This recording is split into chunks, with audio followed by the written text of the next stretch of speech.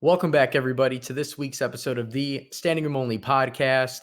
I am Goose. As always, I am here with Healy, and tonight we brought you a special guest. Before we get to the special guest, I just want to make sure that you guys are actually hitting that download button on Spotify, on Apple Podcasts. That is how we get any sort of recognition. We are on social media as well. We are the SR Only Pod. We are on YouTube. You can follow our personal accounts. I am iGoose with 4 O's. We have Healy. You follow me at the Healy6. And so tonight we brought you guys Tyler Stephenson, catcher, Cincinnati Reds. Pleasure to have you. You are special guest number 3, third time's a charm, whatever you want to call it. Welcome in. Yeah, appreciate it. Appreciate it, fellas. Big news for Tyler this week, just so you guys all know. He did get engaged. Wonderful. As bad as 2020 has seemed, Tyler has made his major league debut, and he got engaged. Yeah, it was pretty good year for me, at least. I'll say that. Pretty lucky. Start off, you did have your first ever career AB against the Chicago Cubs, and you hit a home run. First AB, first hit, first home run off of Dwayne Underwood as well, who is a Georgia guy. Have you faced Dwayne before in like growing up or anything? I never did. He's a few years older than me, but I always knew who he was just because we played at East Cobb. I don't know if you guys heard of East Cobb, big baseball summer team in Atlanta. And so he was always a few years older than me, and so I knew him. And then, yeah, sure enough, who would have thought that I'd be coming in making my big league debut, and second pitch I see, I hit a homer. It's pretty wild to think. Still doesn't feel real to the day. Like at the time when you were brought in, I believe the score seemed out of reach, and that one run right there kind of like sparked the team and almost forced a comeback. I remember watching that game and being like, "Oh my, are the Reds really about to do this?" You came up in the 9th inning against Kimbrel as well. That honestly, I think that was my favorite AB all year, just because, like, I know what we talked about earlier, me being from Atlanta and watching the Braves and watching Kimbrel in his prime doing what he did, and just to be in that situation and face him, I was just like, man, it was awesome. And then sure enough, I had a great at bat and played off some pitches and got the walk. And then, I mean, yeah, like you said, we were, I think, down 8-1, I think, after the home run, and then we came back and lost 8-7. So yeah, it was fun. I was sweating. I was like, yes, Tyler's doing amazing, but no, please don't win. You almost had the grand slam. You had the opportunity to do it right there. At least you got on base. Yeah, I singled and had a walk, so I'll take that. Nice little 2-for-2 day with a walk. Were you on the taxi squad for the full year?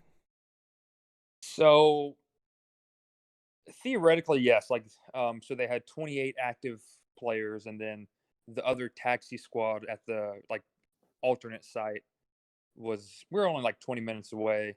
Mm-hmm. But I think I went on every road trip because like every time the big league team would go on the road trip, they would take, I think it was like 4 or 5 taxi players just in case somebody got hurt, or I think it was 3 because of COVID. Okay, yeah, it might have been 3. It was 3, and then when they went down from 30 to 28, they brought up to 5. Okay. But yeah, I think I went on every road trip except for one, and then yeah. You had a couple. Then later on, or go ahead, go for it, Healy. I was gonna say, yeah. So you had that home run, first AB. Obviously, had a pretty good game against the Cubs. As Healy said, he was sweating. For all the listeners, Healy is a Cubs fan. We're both from Chicago. I'm more of a South Sider. He's more of a North Sider. But we both enjoy going to either stadium. Tyler, you had later on, I believe it was against the Pirates, you also hit your second home run of the season.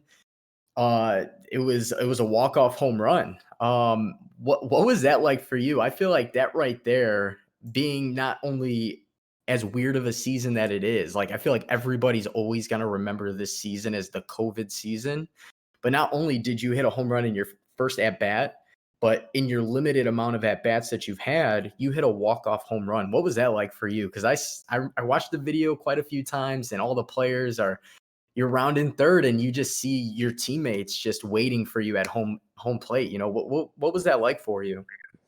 It was also something that I'll never forget. And funny story, that guy, Sam Howard, who was pitching, I work out with in the off season, or at least when I was in Atlanta. So yeah, I just need to keep facing Georgia guys, and for the rest of my career, maybe I'll be all right. Oh, But yeah, it was came in, pinched hit, and took a I think it was a slider down, and then he threw it again, left it out over the middle of the plate, and sure enough, hit a walk off. And I mean, that was big time for us because at the time, that was really when we needed to make a stride to go into playoffs. Just because, like, Pirates being at the bottom division, like, we needed to win those games. And so I think we ended up sweeping that series, which was great. And I think when I hit the walk off was game one of the whole series, and it just kind of kept that momentum going. And really, I think after that, that's when we kind of caught hot. We caught fire and stuff, and we finished out the season really well. And in that game, it was one of like the 7-inning games for the year. If you guys have not really been paying attention to baseball, due to the scheduling and whatnot, there were 7-inning doubleheaders. How was that as like a player, going back to like the high school summer days where 7-inning doubleheaders? I like it. Just so I think it's been in the minor leagues for I think 1 or 2 years. Um, so I've been used to it, and I think it was all new for all the big league guys. But it just helps out so much, just because you don't have to worry about 2 9-inning games and then burning a whole bunch of pitchers and stuff. Mm-hmm. So it'll be interesting to see if they go with that, like if they keep doing that going forward. But I enjoyed it, and especially you saw Bauer do it all year. I think he started a whole bunch of doubleheaders, and it's Yeah. fun seeing those starting pitchers go all seven and just dominate. Yeah, he had a couple of complete games because of it. Probably could have went the full like 9 if mhm. needed. And speaking of Bauer, probably gonna win the Cy Young this year. That pitching staff was awesome. Oh Trevor yes, Bauer, Luis Castillo, Sonny Oh man. Gray, Tyler Mahle wasn't bad on the year. All the relievers are pretty good. Like, is there, I don't know about like favorite, but like the preparation for all those guys, is it easy to pick up, or do you need like a few bullpen sessions with them? for me, I needed the bullpens, so I was very blessed this year just to be a part of the team. Whenever, like I said earlier, being on like the taxi squad whenever we would travel, Mm-hmm. because I'd pretty much be a bullpen catcher during games. So I'd be down in the bullpen, warming get those guys up. So I got a good feel of some of the relievers. And then same thing whenever like Sonny or Trevor, whenever those guys would throw their bullpens in between starts, I would try to catch it. So it just gave me an opportunity to catch those guys. And um, yeah, I mean, just catching those guys in the bullpen is just pretty awesome. And just seeing like all of those guys, the preparation they do is unbelievable. But what Trevor does behind the scenes, I mean, it's unbelievable the amount of time that he just goes into everything. And then it showed a lot this year, and he's fun to be around, fun to watch. Fun on the field, off the field. He has his own YouTube. He's big into the social media stuff right now, especially now with his contract being up and being like a free agent, he's loving it. He's tweeting out whenever he Oh can. yes. If he goes to visit a team, he just tweets it out just to get people being like, oh my God, is he going there? Because he Oh, knows all this interaction is good for him. yes, absolutely. It's fun just to see what he's gonna tweet for the day and whatnot. And, Oh man. so yeah, I mean he's all about his marketing, and it's worked for him. And you had a good veteran clubhouse as well. Joey Votto, he's been in the league a long time. Mike Moustakis with the Royals Hmm. for a long time, won a World Series. Nick Castellanos, ooh, he tears the cover off the ball. Yeah. A lot of veterans. Uh, did you learn a lot from all those guys? Yeah, I mean just Moose, he has a World Series ring. Joey, who's been playing for, man, I don't know, 12, 13, 14 years, I'd say. I mean, just some of the stories and the experience that those guys have is just, I mean, you can just sit down and just listen to them talk all day, and you just see how they go about their business and the craft that they have and their hard work and everything. It just shows a lot how well their careers have been. Last year, 2019, I went to Arizona, interviewed a bunch of guys, and the best stop for me had to have been the Reds. I got to talk to Scooter Gennett, who at the time was with them. Talked with Amir Garrett, Hmm. uh, also Michael Lorenzen. Both those guys, top tier guys to talk to. The stories that they had and like the transitions from going to starter to the bullpen. And then talked to Tony Santion, one of your Oh, good friends. oh yes, Really hoping absolutely. he has a good year next year. Really want to see him debut. That'd be sick. Him debuting and then you're behind the plate. Oh yeah, that'd be pretty fun. I was hoping that he was going to get a chance this year, um, but obviously, yeah, I think next year there's a good chance that's going to happen. There's a lot of debuts this year, especially with pitching. A lot of guys who didn't even like touch double A, triple A. Was looking, you didn't play any in triple A. Hmm. And but like some guys we saw, there's a guy that appeared in the postseason. He came out of high school, and the highest he pitched in was like single A. There Was that the was kid from the Padres? yes, I think Weathers. Yeah, yeah. I think he was in low A last year, which is just Oof. crazy. And like Garrett Crochet getting drafted this year, and then just being in the bigs for the White Sox. He made his debut against us, and I didn't face him at all. But from the dugout, it was hard. Yeah, the kid throws a 102. Yeah. I mean, yeah, he's very gifted. Hopefully, he can stay healthy and can be around for a long time. And also in Cincinnati, you had a couple guys at your position. Tucker Barnhart, who has won a Gold Glove before. You had Kirk Casale, both good veterans. Was there like one thing that they told you this year that like stuck out for going forward?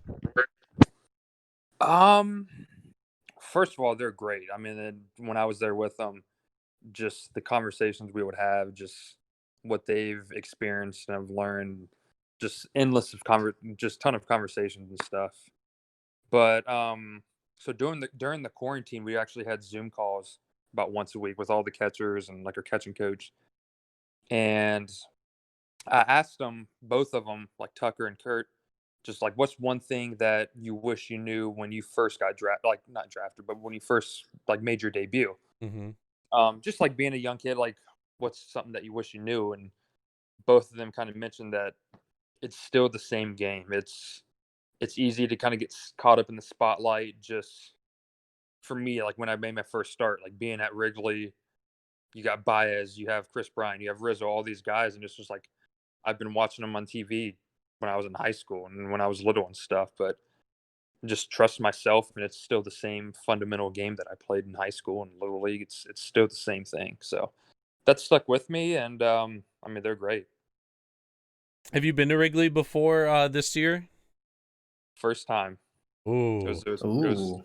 my cousin and my uncle. A few years ago, it was my cousin Garrett's 21st birthday, and they went up to Wrigley. And his first official drink was was it old fashioned? I think is that what they serve? And they're at Yeah. Wrigley Yeah. watching the game. So Yeah, an old fashioned. That's Un- gonna be a whiskey drink. Unfortunately, there wasn't people in the crowd. There were people across the street at the bars. I don't know if you heard oh yeah, them or not, but oh man, the atmosphere, it doesn't matter how good the Cubs are, how bad they are wild. So it'll be They fun to like ask you about that after people can go back. hmm Was it? Yeah. I was gonna say Wrigley. I mean, just as a fan, going to Wrigley, and I again, not to downplay my Sox, my White Sox, but I feel like Wrigley just being that cornerstone, that one of the older stadiums. It's legendary, and it's different when obviously you go and you play and there's no fans there, but I still feel like there's that feeling when you step in. You're like, wow, there's the ivy is still there. It's the brick hmm wall. Um, is there like a specific stadium, like growing up, you were like, I have to play here? Was Wrigley up there? I don't know specific stadium. I mean, like I think your Yankee stadiums, your Fenway, your Wrigley, Hmm. those are probably the top three. Um, Atlanta, just to be home. Yeah. Um, I think one of my favorite stadiums this year actually was St. Louis. I don't know what it was. I loved it there. I loved the backdrop. It was I enjoyed it. St. Louis is one of my favorite as well. It's more of like a newer stadium too. A really underrated one is from like a fan perspective is probably Kauffman. The That, Royals. yeah. I feel like that's And we went. I was part of the taxi squad when we went there, and a lot of people loved it. I mean, it was nice. I didn't. I don't know. It didn't mhm. attach to me that like some of the other ones did, but it was cool being right next door to the Chiefs, and like you share the same parking lot and stuff. It was cool with the big fountain in the back and whatnot. Unfortunately, Turner Field no longer there. Yep. They built I don't know the correct name now. It was called SunTrust, but Truist is the new. Truist, yes. So You, that's when we were in Atlanta playing the playoffs. I don't want to fast forward at all, but it was weird. So sadly, I got sent down right before we went to Minnesota. So I wasn't active at all for the first round of playoffs. But I was still a part of the team, and it was weird being so close to home, but not being able to see anybody or see Hmm. my parents. And it was weird just sitting up in the suite watching the game, and I was like, "This is weird." But that stadium was actually really nice. That's a lot of players actually said that might be one of their favorite places to come to, just because it's brand new. Like the hmm clubhouse is super nice and stuff. After playing in like MLB The Show, like watching games, I'm like, that's a stadium I need to check out. All-Star game next year. Who knows? Maybe I go there and check There it we out. go.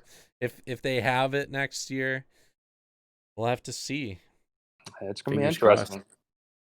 See what next year brings. So growing up, so obviously, you go through, you play college ball, you go through. Um, have you always been a catcher? I feel like catcher is the one position where you don't transition to very late. Yeah, I started catching. I think when I was 6 or 7, right around Oh, there.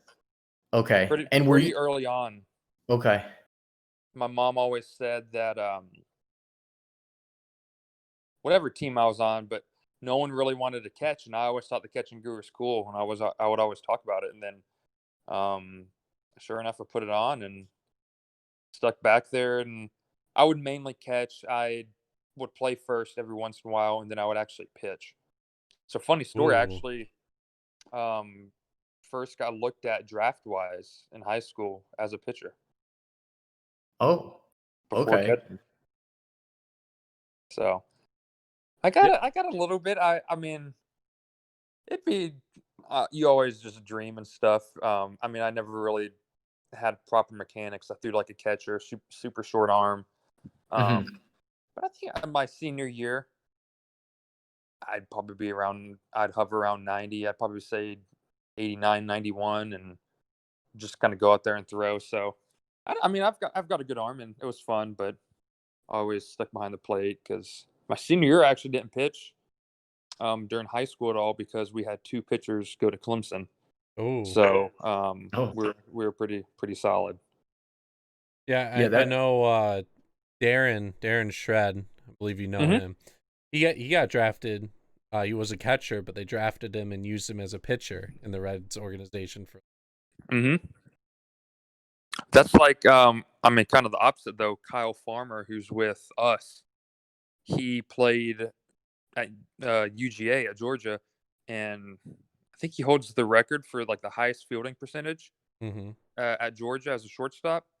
And then he got drafted by the Dodgers, and from day one they made him a catcher, and said he never caught before in his life. Interesting. wow. So yeah, It's that's kind of the opposite side, but he made it to the big leagues and caught, and he's kind of been a utility guy. Yeah, I was gonna say that's not an easy position. I know growing up, I was always well, for one, being a lefty, I was always so limited to what position. Made shortstop work until I hit like 15, and then they were like, "No, it's not gonna work that way." But I always remembered like whoever was catching for me because I did pitch. If they weren't catching, it was like first base, and I figured you. That was my next question was if you Mm. played first base because obviously you got some height to you. I'm not saying that because I'm just shy of an average height in America, but I mean you're 6'4", so I figured you probably played first base too. So that was definitely my next question there. Mhm. Yeah, in pro ball, yeah, I haven't played any first at all, but I'll still take ground balls here and there just because it's fun. Mm-hmm. Hmm. Could always transition there in the future. Yep. Now, Yeah. during this season, there wasn't like a lot to do. What would you do normally, like in your free time? A lot of MLB The Show, just because we couldn't leave the apartment or hotel at all, which is kind of the only bad part. Um, Obviously, we could still go like to the grocery store and pick up food because we had to eat, but really, I mean, that was only it. Like, I'd come home and get mad playing MLB The Show and still continue to play it. And oh man, some memories on that. I haven't played in about 2-3 weeks, so I know with the new ninth inning program out, like, oh, I mean, I got some work to do.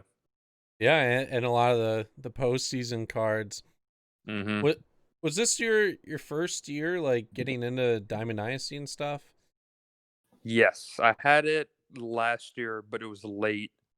Late in the summer because Taylor Trammell was at the Futures game and he got Oh at the yeah. Futures game they gave him I think they gave everybody a game and he already had it, so he gave it to me.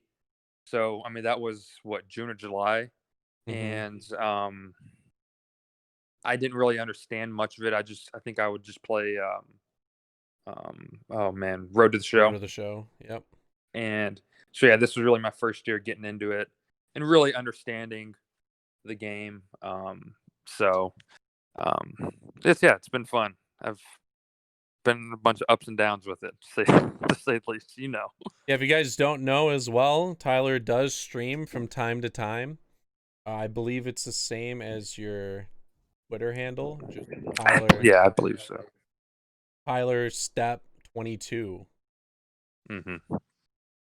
The Futures game, I remember seeing that last year, and I only knew like a couple people. I knew um Luis Robert. I Hmm. knew, man, who's the other big name that cards? Franco, Wonder Oh yeah, Franco, Dustin May, yep. Oh, Gavin Gavin Lux. It Lux. was Gavin Lux. Like I knew those guys, but this year in MLB The Show, They added in the minors. They gave a bunch of cards to people, and I knew almost everyone was on the team last year. But I've learned so many new minor league guys just because of that addition. Also with you got a card early on in the game, and it was like one of the best battle royale catcher cards to draft. It still is one of the best catcher cards to draft. Yeah, yeah. What are your thoughts on that? Like, because this is the first year adding minor league guys like in the base and like the MLB The Show community. Have people enjoyed that more, or have they wanted more like old school throwback cards? There were some people that didn't like how many were gifted out, but like looking at the game now, it's not even a huge fraction of what cards are in the game at the moment. And then but I've learned so many new names because of that, though. I think it was a great addition, because before it used to just be fake players, including myself. I was an MLB 19. Oh, gonna flex that out there. There you go. They had to take me out because they had to put real guys in there. But yeah, and also like if guys were coming up and they were getting close to like the big leagues, they could make a good card for them in the game. Yeah, I thought it was great. Franchise and future stars. I enjoyed it just because I've had a couple cards and I was fortunate enough to have a Topps Now. Like that's been cool. And then I got the personal, like the real card from SDS. So it's been cool just to see myself in a video game and play with myself. It's been cool. It's definitely got me more invested in farm systems as well. You normally only know your team's top like couple, and then occasionally you'll be like, yeah, this guy got called up. But I'm like, ooh, when's Dylan Carlson gonna get called up? Oh, he got called up there. When's like Nolan Gorman gonna get called up at some point, and like Nolan Jones and pictures like that. It's been awesome with that new edition. I don't know what like took them so long with that and rights or whatever, but they figured it out, and it looks like it's gonna be in there for like the future. Yeah, I've enjoyed it a lot, so it's been fun. Like I told you earlier, Dustin's gonna be joining the MLB grind shortly. Oof. Been an Xbox guy very soon. Been an Xbox guy, and now he's getting a PlayStation for next gen, mainly for 2K, but he can play the show now, guaranteed. Oh yeah, it'll bring me back to the glory days. That's how I was able to. But man, also a lot of bad ones playing the game. Man, some heartbreaks. Like for me, it's not that bad because I've played it a while. I'm pretty good myself, but yes, Dustin's gonna have a fun time learning zone hitting and pitching, whatever. I'm ready, man. I just increased my internet speeds in my new home. So that's step 1. Step 2, get the console. Step 3, get the sticks in my hands and hit up Healy. Love that. So, but one thing I was gonna ask. This is more for you, Tyler. You know, being in the Reds organization, obviously we had I would say some heartbreaking news recently with the passing of Joe Morgan. Rest in peace to him. You know, obviously his statistics show for it. He was a great player on the field. I didn't grow up really watching him play. I grew up watching him announce games. And for me, you know, you just get this good feeling from him. Like he's a very good person, you know? And I mean, have you ever had the chance to actually meet Joe Morgan, considering you're in the Reds organization? I have not. Okay. I was kind of similar to you when he was announcing and stuff. When I was little, I remember watching him on TV doing that. I know he's been around at some of our events, like our Reds Fest is a big thing. But I've never had a chance to meet him personally. But yeah, I mean, I've heard nothing but great things about him on and off the field. I mean, one of the best to ever do it and stuff. So yeah, it's very heartbreaking. I mean, just this year too, because how many has it been? We've got.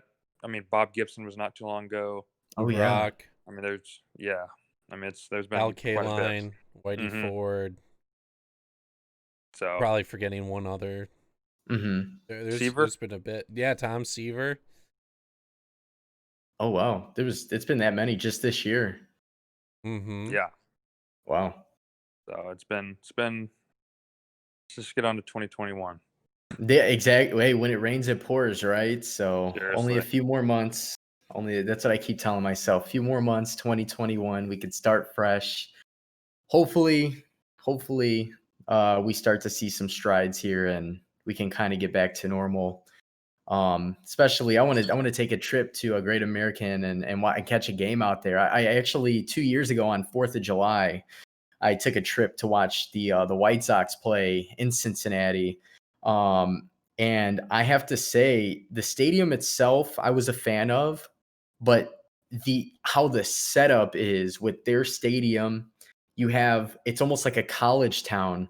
And I got the cheapest beers I've ever gotten at a professional game. I got like $2 Blue Moons. They were like tall Wow. boys, and it was pretty cool. So I definitely want to take another trip over there, whether if it's for a Reds game or even a Bengals game, because I noticed that there's like an underground parking, and if you walk one way, it's the Bengal Stadium. If you walk the other way, it's Great American Ballpark. That's something I've never really seen before with baseball and a football stadium, especially being in Chicago. Everything is like 5 miles apart, and in the city, 5 miles is like a long way. There's An so hour. much traffic. Yeah, exactly.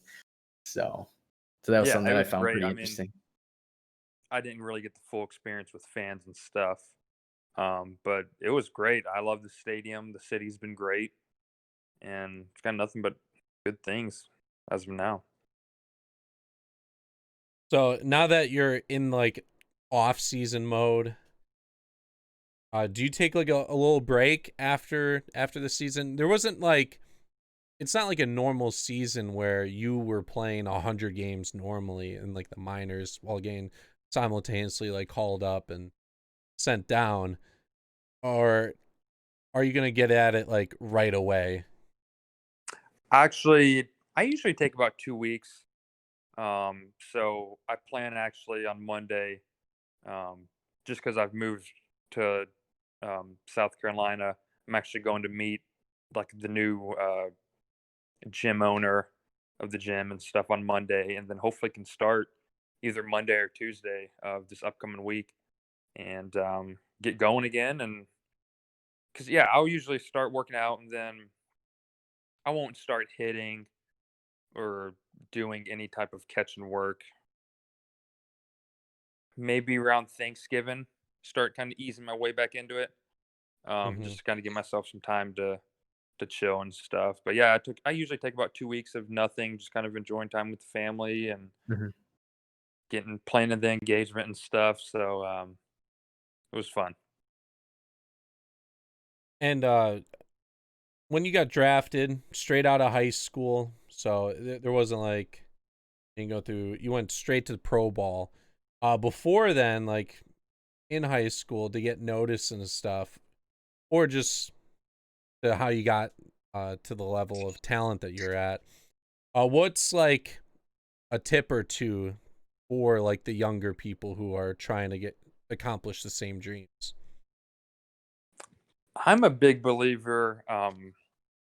So I know when I was kind of going through the whole process, there's all of the showcases and all the perfect game events and stuff. And so I only went to two like legit perfect game showcases. Versus some of the other guys I played with would go to multiple a year since they were freshmen in high school. Um, so I'm just really a firm believer. Just like if you're good enough, they will find you. So it's just set your dreams and just go out and work hard. And another thing is just you never know who's watching. Mm-hmm. There can be scouts in the stands, whether it's college or pro guys, and they look like normal dads out there. You'll have no idea and stuff. So if you just have a mindset that somebody's always watching, it's just never take a pitch off and just play hard and stuff, and see where it takes you.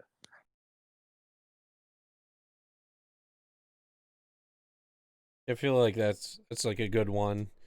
I only went to like a couple of them, but especially now with video cameras and everything, and like being able to like record and figure out with social media, these guys come out of the woodworks with these. I feel like. Yeah, I mean, there's just I feel like so much now, and I guess there's pros and cons of it. It's just yeah, I mean, there's just so many showcases now, and now the analytics from like the big leagues are kind of being used at all these showcases, like Rapsodos and exit velos and all this stuff. I'm like, man, I couldn't imagine being 15, 16, 17 years old and having to worry about all this stuff. And I mean, anybody from when you were a freshman in high school to when you graduated, just how your body changes. And even when you're 18 years old to what I am now at 24, it's like, man. So, I mean, they don't need to be too involved in it, because you're going to continue to grow each year and get stronger and stuff. Like, it's just part of the process.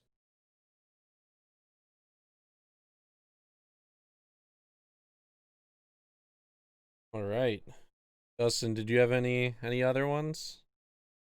No, you unknowingly stole about 3 questions from me.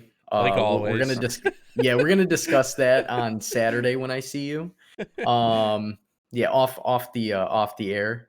But I think the biggest question that I was thinking about when I was driving home today was, what's something you could tell the younger generation, whether if they're high school or whatever it may be, like what should they focus on? What are some takeaways? And I think you hit it right on the head, Tyler.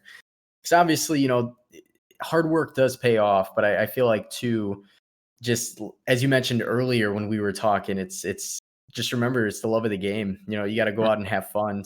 So I think that was something you mentioned earlier too. So I mean, that was a big one for me that I was thinking of. And Healy, of course you ask it. Snagged it right at the end. It's all right. You It's all snooze, right. you lose. I got to be quicker. And I think also too, just from my parents and how I was raised and stuff, like from a very young age, my mom, I've always wanted to be in the big leagues and stuff. And any young baseball kid in T-ball, that's what they're going to say and stuff. But at a young age, she just would always tell me, it's just like, whatever you do in your life, be the best at it. Whether it's you work at McDonald's, and she's like, be the best burger flipper there is. Yeah. So, I mean, it just says a lot about like my mindset. And it's just like, if you don't strive for that, then you're only just going to hold yourself back and whatnot. And also another thing too, like my grandpa, he always says the word of like the word of the day is enjoy, because you never know when it's going to be your last. So, I mean, that's a big motto, is just enjoy each day, enjoy each moment, the process, just all of it. So, yeah, no, that's definitely key. Especially, I mean, it's hard to keep that mindset every day, but just brief reminders, affirmations. Yeah, I think that's definitely always a huge step when it sounds like, the world might be, or when it's raining, like when it rains, it pours. Just always remember, you got to be grateful. There's always worse situations too, but like you said, bring it every day. For me, I mean, I'm sure Healy too. If there's any gamers out there that really love the game, Healy's prime example. He's always grinding, always grinding. So, and it shows hard work pays off. Clearly, I mean, we have Tyler, who's in the big leagues. We have Healy, who I guess would be the big leagues of streaming and content creation, and then there's me. So Trying to get into that realm a little bit. We're getting there. We're getting Yeah. there though. But You it's every gotta day. make Every day's a new day. yeah, and you got to make the time as well.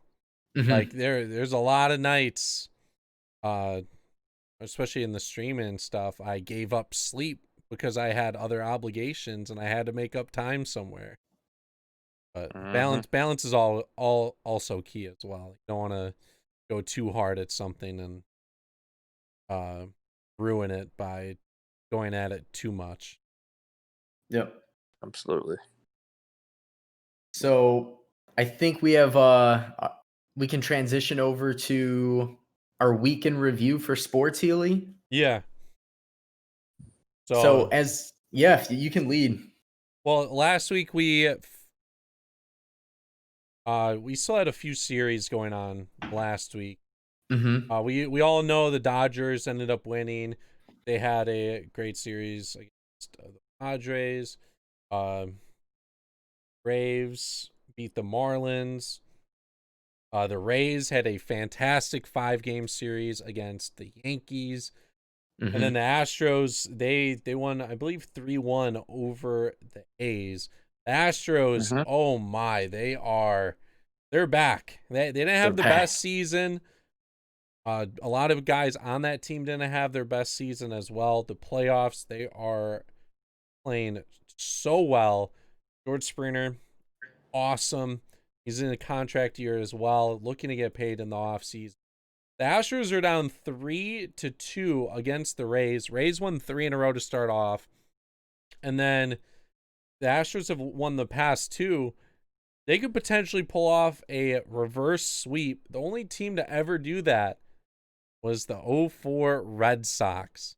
In any Against the sport. Yankees. Yeah, in any sport, to break the curse. Wow. What a year that was. I'm not going to say every sport. NHL, it's happened a little bit. It's happened a few times, but basketball, baseball, football, it's happened once. It was with the Red Sox. Wow. It's weird how, I think I point this out every week. It's just so weird how these teams are playing at like neutral stadiums for the playoffs. Very odd. And It's then, good to actually see fans in the Dodgers and Atlanta. Dodgers and Atlanta right now. yeah, and for the World Series, it's going to be in Arlington, which they're going to have fans there as well. I know a few friends of mine are going to go to a game or two. They're saying it's like a ticket's like $300 right now. Oh wow. That's with the Astros still in contention. So if they don't have a Texas team, could be cheaper than that. The Braves, they're up 2-1 in the series. They're up 6-1 in this ball game. Wow. Kershaw went a solid 5. And then in the 6th inning, he allowed 3 more. And then the Braves put up a 5 spot. Wow. Braves, they're hot. They're looking to get the 3-1 lead right now in the series. I didn't expect that. The Braves or the Dodgers this year, they seem to be the best team on paper. They had the hitting, they had the pitching. But as we all know in the playoffs, you're hot. You're going to win a lot. Like, you need to be hot going in the playoffs. The Braves are that way right now. Yeah. But their last game, was it yesterday in the first inning? The Dodgers put up 15 11. runs? 11 in the first inning. And they put up 15 in the whole game. I think that right there qualifies them. They're probably going to have a better plus minus or with the run scored than Atlanta in the whole series, but you need that every game, you know? Yeah, and it's probably a lot tougher on some of these teams, especially pitching. Normally in a 7-game series, you can get your number 1 starter to go 3 times max if needed. The third time could be on a short start. There's no days off in these 7-game series right now. So you could get 2 games out of your number 1, maybe once. Definitely once if you want them to go game 1 and then game 6. But depending on how long the series is going, it's tough on these pitchers. They still use the 28-man roster, I believe, for the playoffs. A lot of these teams have a bunch of pitchers. So over the next, could close out tomorrow if the Braves end up closing out this game. Game 1 of the series, I think the Braves were up like 8-2 at some point, or 7-2, and they ended up winning 8-7. Mm-hmm. The Dodgers could come back. That's a good question. I was thinking about pitchers. How interesting was it with the 3-batter minimum for pitchers? I think everybody kind of had to adjust to it. I think the biggest thing was the left-handers. Yeah. Just because you would have those lefty specialists. I think really that was the only time that it was really used. I don't know of any like righty on right matchups. There might have been some small ones. But yeah, I mean, I think it was a big change for lefties, and really you had to show that you can get right-handed hitters out. That's what it really came down to, and I think it's one of those things that if you couldn't do it, then you didn't have a job, which is kind of sad for some guys because Mm-hmm. that was their role for all these years. Yeah. I kind of liked it with the sense of you could put in a guy. Let's say there's 2 outs. There's like a runner on. Do you have a lefty up? Yeah, you could put in the lefty to try to get that one out. If he doesn't, though, then that risk doesn't pay off. They have to go up against a righty. And we saw in playoff games in previous years, I know this doesn't affect the time. It's just it might seem that way watching the games and whatever, but you'd see playoff games or you'd go right-hander, and then all of a sudden the lefty comes up, and then you throw out the lefty for a batter, and then the right-hander comes back out, and then you saw 3 commercials in the span of like 10 minutes or 15 minutes, and that's like one of the reasons why I think they put in the rule. But I feel like a lot of the lefties did do a good job with it. They learned how to pitch against the righties, because there were, in previous years, there were a lot of left-handed guys. And I don't, after playing like MLB The Show and like watching a lot of games this year, I don't see a lot of those specialists out of the game at the moment. No. Yeah, I'm with you. I can't really even think of any. So I thought it was it's like a good strategy decision for the game. Also, it makes it go just a tad quicker for the people watching at home. So we had that going on in the playoffs. Next week, we're going to talk about the World Series. Fortunately, with the series going on, we aren't going to have a podcast in between. Not going to give our predictions there. My original predictions were Yankees-Dodgers, with the Yankees winning it. That's out the window now. But Dodgers still could make it. We'll have to see on that. Dustin, I believe, had similar as well. Yeah, Dodgers, Yankees, I thought for sure. It was funny because you had the Rays winning the division. Winning the division. You said they were the best team fit for a 60-game season, and then the Yankees would be too strong for them in the playoffs, and that was not the case. That was a good prediction with the Rays. I was hoping for Atlanta and White Sox. Actually, at one point, I was hoping for Cubs and Sox for a crosstown classic. It would have been weird, obviously. Yeah, the city would have burned down. It would have burned down. I was in Wrigley, even though the game was not won in Wrigley. I was there for Game 7 when they won the World Series, and the city turned upside down. It was the craziest experience of my life. I can only imagine. Yeah, and but yeah, my prediction ended up being Yankees Dodgers. I thought for sure. It's just right now, obviously the Yankees are out, and Atlanta's super hot. Mm-hmm. And the main name of the name you need to know for this postseason, Randy Arozarena. That dude is on fire. He has 6 home runs, I believe, in the playoffs right now. He has 20 total hits. The most hits in a playoff is, I believe, 26. He's at 20 hits already in the playoffs.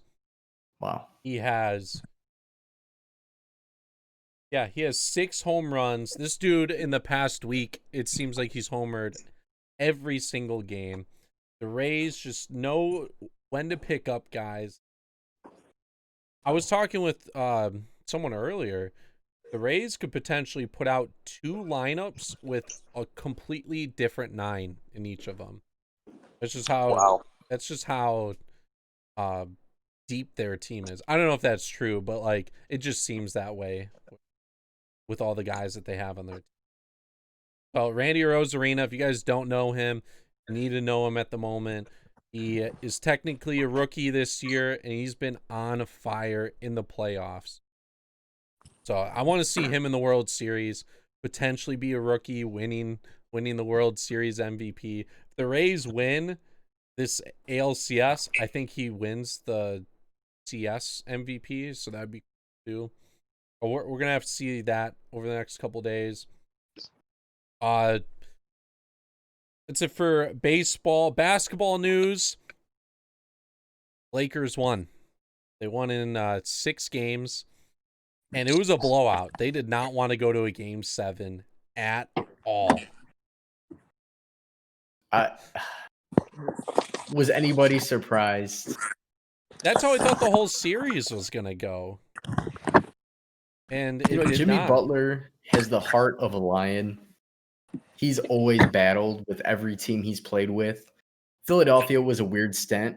That was like that whole phase was just weird for the franchise, for Jimmy Butler. Perfect fit with Miami. Actually, his perfect fit was with the Bulls when they had Derrick Rose and actually a winning franchise before Boylan came along. But yeah, I just tip my hat to Miami. I mean, the fact that they took 2 games from that series not only says a lot about Miami, but it says a lot about Eric Spoelstra, who a lot of people were like, he was handed 2 championships back with LeBron, Wade, and Bosh. He took this team, which is it's a good team. They have good guys on that team. They have a good supporting cast around Butler, but no superstars. I mean, Butler, I guess, would be an all-star I mean, he's an all-star, but I wouldn't call him a superstar. But the fact that they took 2 games and they pushed, I think, another game that they lost in the series. It was, I think, within the 10-point spread or whatever it was. So they have a lot to work out, but it was a fun series to watch. Yeah, -27 or 6. LeBron got his 4th ring. AD got a ring. Dwight Howard got a ring. Oh my, that is awesome. He was already a Hall of Famer. And like he wasn't like the main role on this team, but at the same time, I'm glad he finally won a championship. He probably, looking at the pictures, he was like crying and stuff. Like that man, over the past few years, has gone through a lot. He started off, he went to LA. They didn't have a good time there. Then he went to Houston. Then he went to the Wizards after Houston. I think he might have been with one other team. I could be wrong. He bounced around from a few teams. Thought maybe he was coming to the end of his career, and I think he could last a few more years based off what I saw. And he could probably start a game or start for a team. But yeah, I was so glad he won one. Yeah, I was happy too. I mean, he's been in the league so long, and he played in the finals before with Orlando, correct? Yeah, he played against the Lakers. Oh, that's right. He played against the Lakers. Yeah.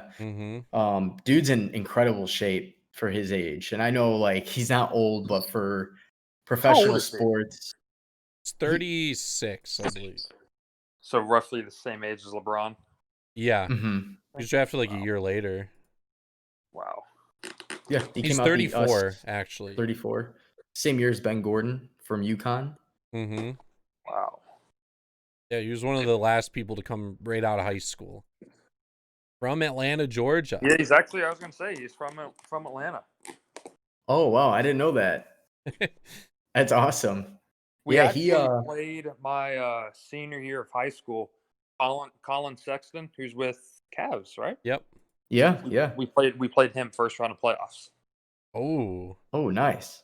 and Jalen Brown too. He's an Atlanta kid. Oh, okay. Wow. Um, They have to be the second most talented city. Usually you get a lot from like Chicago, or like Atlanta's California. or California. I was gonna say Chicago or California, yeah. there's a lot. I remember, I think it was 2 years ago when I was in high A.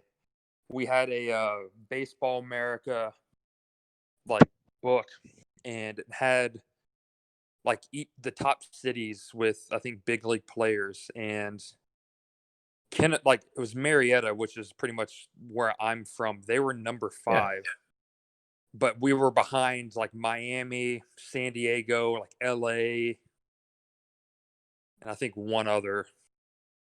It's like San Diego or something like that. And here we are in Marietta, Georgia.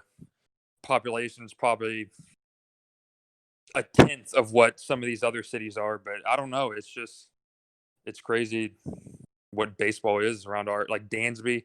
Dansby Swanson should have went. He should have went to my high school. I mean, he grew up like 2 minutes from me, but his mom was a tennis coach at a different high school, so he went there. Oh, you two are actually in the same draft as well. Yep. And then there's another high school in my region that we had Kenyon Drake, who is he still with Miami Dolphins? Arizona. He's with Arizona. Okay, so he went to Alabama. Then Evan Ingram, who's a tight end with the Giants, I believe. Yep. Yeah. And Bradley Chubb, who was Broncos. Yep. All 3 of them were on the same high school team. Oh my. Oh, wow. That's not even fair. Hillgrove High School. Yep. Wow. That's like the story that always gets talked about right now, especially in the playoffs. Max Fried, Lucas Giolito, Jack Flaherty, all in the same high school rotation. Were they all drafted the same year? I think Jack Flaherty was a year younger or 2. I think Lucas was saying how him and like Fried were like the same age, and then Flaherty was like a sophomore. And Did they ever lose? Just as dominant. I don't know. He was like saying how Flaherty was like an all around guy too. Like he would bat, he would pitch when he needed to. Lucas was just a pitcher Wow. only. Good for them. A lot of that's talent pretty there. incredible. That works. Good for them. It was like a high school in our conference though. Not mine, but in like for like basketball. Shannon Brown went to the school, Michael Finley. And then Doc Rivers also went to that school. And the Celtics Proviso? Yeah. Proviso, yeah. So Doc Rivers went there. When I played basketball, he was at like one of the games because the Celtics. But speaking of Doc Rivers, he was fired. And there's a new coach in LA. Tyronn Lue. Oh man. I don't know about that decision. Very quick. There's a bunch of different options I thought that were out there, but they hired him very quickly. I think he was on the coaching staff already with the Clippers. Mm-hmm. But they decided, hey, we're just going to sign you. He was with the Cavs. He did win a championship with the Cavs. I just don't know how much credit to put on him, though, based off the team that he had and LeBron was being there. Mm-hmm. Yep. Yeah. I don't know. I mean, he's still getting handed another nice platter. You know, he's got 2 of the, I guess, top 10 players actively in the league right now. A team that should have went further in the playoffs. Obviously, they played a tough Denver team. So we'll see. You know, I'm happy for Doc Rivers because he got the coaching gig over in Philadelphia, which could work out. Tyronn Lue, I mean, I know Healy, we were texting about it, and I was just, I felt like it was just too rushed. There's other options out there. Kyrie and LeBron and Kevin Love, to me, is I guess, as good of a big three that LeBron had in Miami. So maybe it's a situation where maybe Lou is a good coach. I mean, I'm sure Yeah. having a championship, regardless of how you get it, is gonna look great on your resume. Yeah, maybe he'll prove us wrong. Yeah, maybe. Because he came in when David Blatt, was he the coach for the Cavs? It sounds familiar. Yeah, He yeah, was I there think for so. it was the 2015 season, and then Mhm. 2016 they lost like 3 out of their first like 4 games, and he was gone, and Tyronn Lue was. So who knows? Maybe we're gonna be eating our own words at the end of the next season, but they gave him a 5-year deal. We thought it was maybe a little bit long for a head coach, but head coaches, they can always be fired. So they don't have to worry about an extension for a while. Even if he becomes good, they don't have to worry about him leaving, I guess. But we'll have to see with that. Free agency, don't really know when that starts. I'm excited though. Anthony Soon. Davis slated to re-sign. They said Yeah. he's expected to opt out and then sign a new deal, which I think if he signs a new deal, it's going to be for a few years, which is unfortunate for Chicago. He's from Chicago, hoping he could be the big piece. They're just going to have to look elsewhere on that. Other news, though. Giannis Yeah. maybe. Yeah, Giannis, Giannis is going to be the big free agent next year. Miami is prepared to go all in for Giannis. I'm sure every team, if you're in One any front superstar office, away. yeah, I mean, Miami, if he goes there, I don't see them really losing um too many games, but it all depends. He loves Milwaukee. He stressed how much he loves Milwaukee. I know at the same time, it's like, is that the right thing to say when you're still under contract? Sure. Um, it'll be interesting because as we've discussed before, Healy, NBA players move like it's their job. The They game's move around. changed. It's yeah, nobody stays put. Giannis, if he stays, signs the super max deal. I think, could get more money by staying with Milwaukee. I think that's how that Yeah. deal works. Um, he's gonna have to weigh it out because the East is. I know they're not as good as the West, but they are getting stronger. Boston will be getting better. He has to really weigh out his options. And the Heat are going to get better The too. Heat. Oh yeah, they're still top 3, top 4. For the next couple Sixers. of years. Sixers are going to be good. Um, I'm excited. I'm just excited as a Bulls fan. We talk about it almost every other week. Um, Do you know the exact date when free agency starts? I do not. I know So it's coming up because we have free agency and then the draft is in November. November. Yeah. Yeah, I tried like looking it up. It said like October 18th, but this was 3 days ago. It was originally scheduled, but it's still to be determined. They still don't Okay. have like a scheduled off season and whatever, so the draft could be pushed back. Daryl Morey, he left the Rockets. Hmm. He's like, you know what? We traded away all our draft capital. We don't have any cap space. We're stuck with Westbrook and Harden. He's like, I'm out. See you later. The shortest lineup in the NBA. He left that team. I mean, I having Harden and Westbrook, you trade away Clint Capella, who's actually a pretty good center. I get it. He's an asset in his contract. I don't understand how this team hasn't gotten further or to that point. I know they've had issues where they've lost to Dame Lillard in Portland. Mm-hmm. But yeah, I mean, I don't know what was going on there. It's hard to understand why somebody just steps down from that position outside of maybe investors or whatever it is. But yeah, that's a team to me where if I'm in 2K, I play with that team all day, despite their height issues. But I'll never understand how they haven't gotten close to a championship yet. Maybe they get it together next year. They have a good run. They're gonna have to make a couple moves. So Yeah, because we'll be D'Antoni is gone too. So yeah. Their a coaching change could help them out a little bit in that But in other basketball news, I think that's basically it. Mm-hmm. I just know I have a Oh, sick MVP LeBron shirt in the mail coming eventually. LeBron won his fourth title. This is just to piss some Yep. people off. LeBron won his fourth title, his fourth Finals MVP award. Um, just to stir up some controversy, just to piss off some LeBron haters. Um, and that's that. Mm-hmm. So now with the NFL, no Thursday night game. So don't have to worry about that due to Tennessee playing on Tuesday. It's been way different with all the Weird. COVID and stuff compared to like baseball. Like with Tyler, they were able to make up games, 7-inning doubleheaders.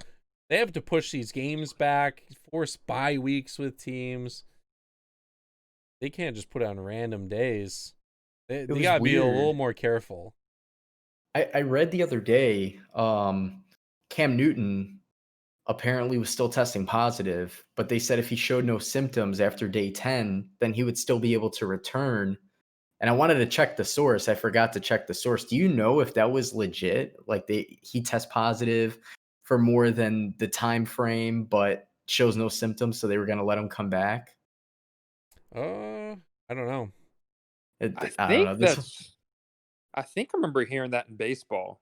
I don't know if somebody that exact same situation, then I think they were clear to play. But I don't know if that ever happened. I think they might have just like changed a rule about it, but I don't think it ever happened. I I don't know. gotcha.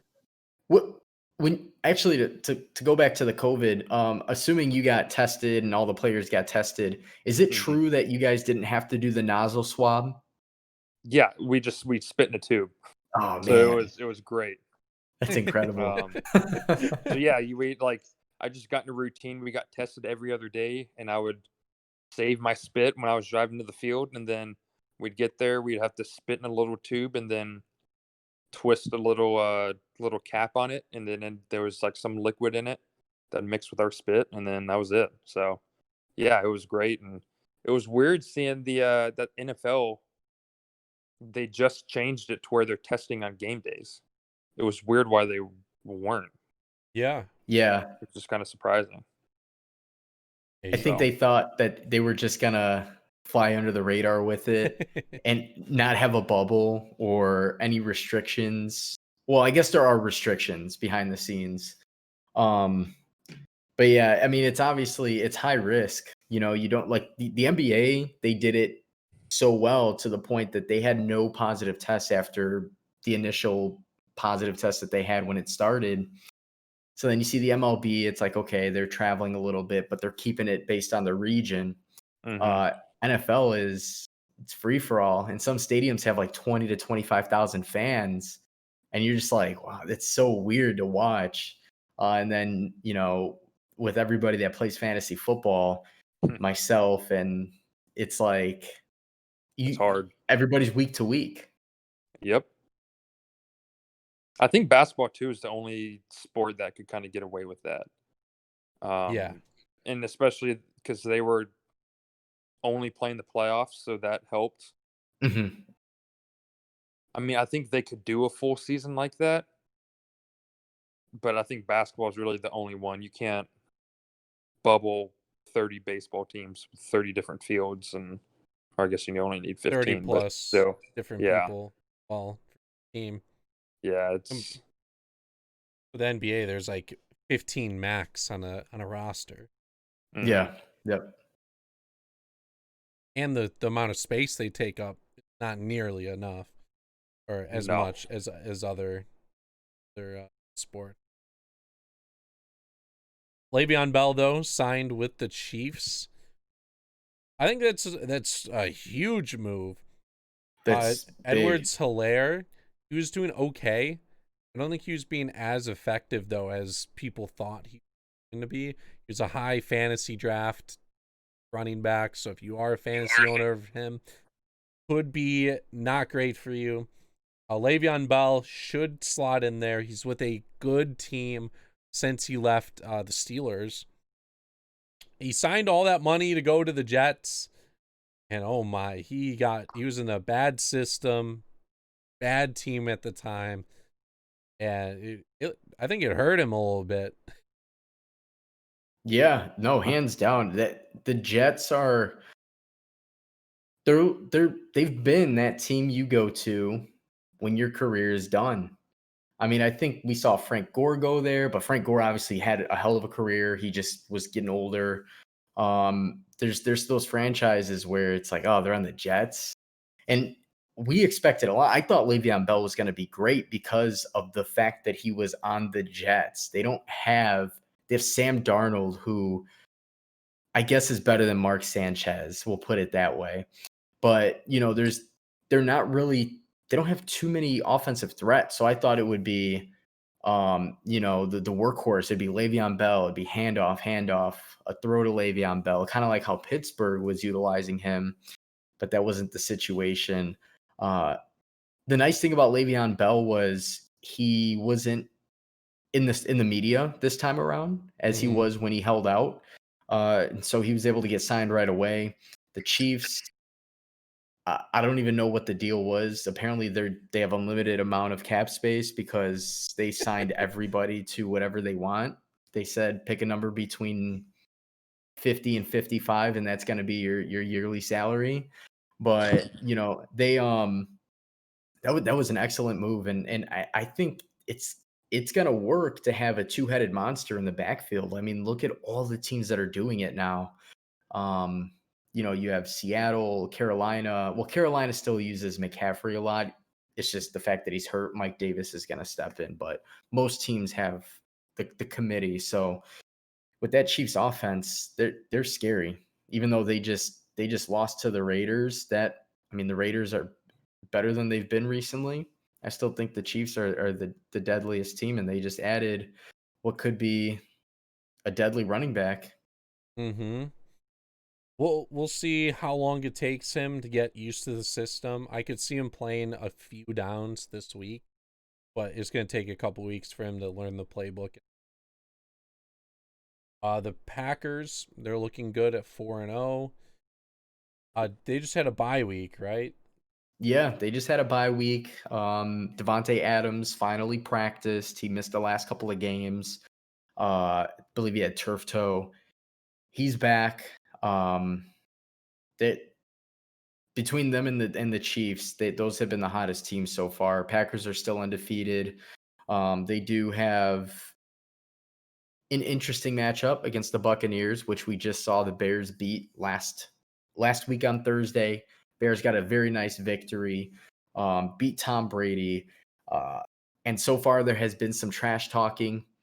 Jamal Williams, running back for the Packers, said, well, in response to the debate talk for GOAT, Rodgers or Brady, he simply put it, at least my quarterback knows when it's fourth down. And that right there for me as a Packers fan got me excited because that probably just pissed off Tom Brady, and it's going to be a shootout come Sunday. Hopefully, the game against the Bears, the defensive line was swarming Brady. He was not able to do much. Tennessee beat the Bills a couple days Yeah. ago. That was a good win for them. Ryan Tannehill looked great. Jonnu Smith had a couple TDs, I think. Pittsburgh's undefeated. Baltimore's 0-4. The Rams, Chiefs are both 4-1. Another good matchup. This is a Monday night game. They're having a Monday night doubleheader. Buffalo, Kansas City to start off. And then they have Dallas and Arizona. Ooh. Dak Prescott out for the year. Oh, man. Super unfortunate. He really wanted a deal signed. For the past couple of years. He used the franchise tag on him. Still got paid a lot of money this year. But signed the franchise tag, and he had a season-ending injury and no guarantee of next year with a contract. I hope he comes back strong because he was having a hell of a year. I think he's leading yardage for passers by like 300 yards or something like that. Dude was on pace for at least 5,000 passing yards. broken ankle, I believe, and a dislocation as well. Mm-hmm. Uh, uh, Broken bone usually comes back stronger. I don't know how it works with dislocations, so we'll see. But he definitely was hushing me this season. Every year he's been asking for like close to 40 million a year.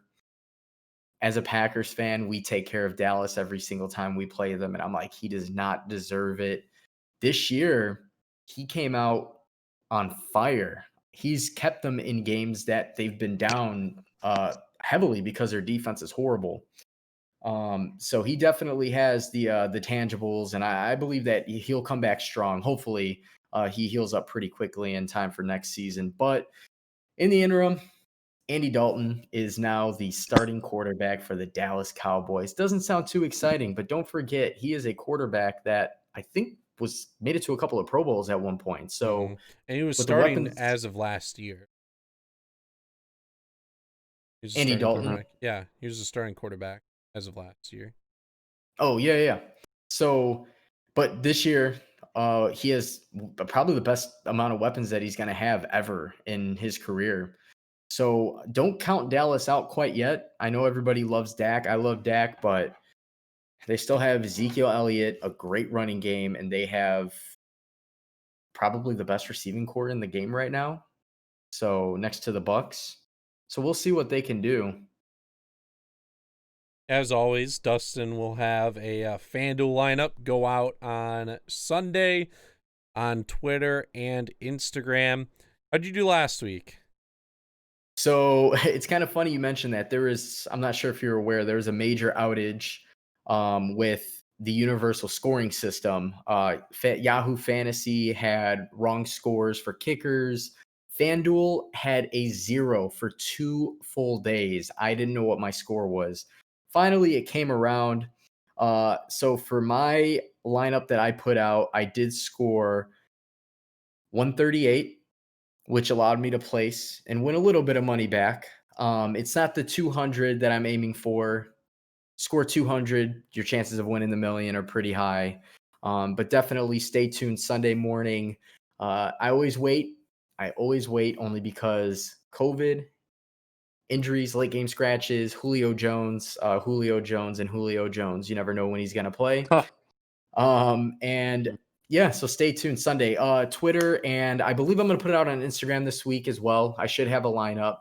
But yeah, it was pretty cool because we did have we had somebody actually post their lineup Mm-hmm. last week as well. I'm curious to know what they scored, but it was a pretty good lineup. There's a lot of sleepers out there. I could tell you that. One person I'm eyeballing right now is Madison, backup to Dalvin Cook. With the Minnesota Vikings, Dalvin Cook is likely to miss this week. If you want a middle to not so high end cost of a running back, go at Madison. Only cost 7,000. Chances are he's going to put up 20 points. He's facing Atlanta's horrible defense. So besides Yeah. that, I don't know if anybody's on DraftKings, FanDuel Sportsbook, be on the lookout for boosts. They basically are handing out free money. I tweeted that last week. It was shocking to see. It was like have Mahomes throw a passing touchdown, and you triple your money. Yep. I'm gonna take that every single time. Yeah, that's exactly what it is. It's like score a point and you're guaranteed $30. They're just trying to get you on the site. So yeah, if you're in Illinois right now, take advantage of that. You're gonna earn so much money back. I have a theory that they're doing it so that you win money and it looks good because then you have to pay taxes and then they could say, "Hey, government, look, you're making money off of us." Mm-hmm. So Possibly. maybe I don't know. I'll take it. One of the biggest surprises though in this past week for the NFL, the Miami Dolphins blew out the San Francisco 49ers. Ryan Fitzmagic has been on fire. He's one of the top players in fantasy randomly. They beat the 49ers 43-17. And I know the 49ers have been pretty beat up. They haven't been the same team that we've seen, but they did get Garoppolo back, who had a horrible game. Team got sacked 5 times, threw 2 interceptions. Shout out to Miami, a team that had a fire sale and just traded away everybody. They literally traded everybody. They traded, who is it, Minka Fitzpatrick to the Yep. Steelers. They got a bunch of draft picks. Kenny Stills, Laramie Kenny Tunsil. Stills, yeah. I mean, they literally traded every asset. They're like, we're not winning. You're not worth it. And they're looking like geniuses now. Jimmy G got benched. Yeah, I think he'll come out again this week. It's just, yeah. he's having a bad game, and they just wanted to save him. Yeah, he's been hurt this year, and they were already down by so much. So I think that's it for all the news today, though. yeah, that's gonna wrap it up. No football tonight. It is Thursday night when you guys listen to this. Of course, it's probably gonna be Friday. But again, tune in. If you guys like what you hear, go ahead, hit that download button. That is how we get any sort of recognition. That's how we see our views. Apple Podcasts, Spotify. We're on YouTube. If you want to get a good look at our pretty faces, you can go on there as well. And then our social media accounts. We are the SR Only Pod, Twitter, Instagram. I am iGoose with 4 O's. And then we have Healy, which is The Healy6 on Twitter and Instagram. And Tyler, where can people find you? Oh man, I think you're on. I think it's Tyler Step _22. I can't On Twitter? remember.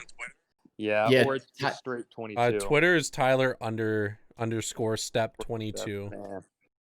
Between that, my PSN and my Instagram, I think they're all 3 different things. I'm just like, man, I always get it mixed up. For Twitter and Instagram, it's both the same. It's Tyler _ step 22. 22. There we go. So you got it down. I don't. So We will see you guys all next week. Have a good one.